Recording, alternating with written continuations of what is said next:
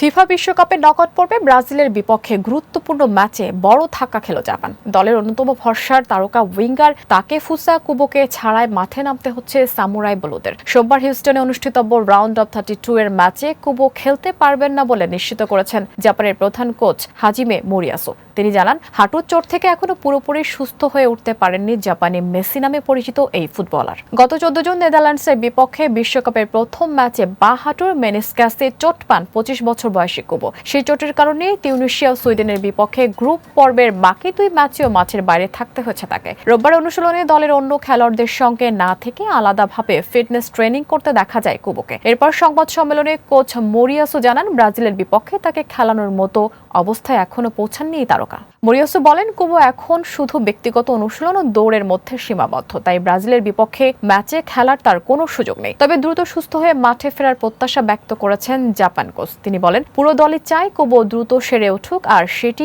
এই ফুটবলারেরও সবচেয়ে বড় লক্ষ্য।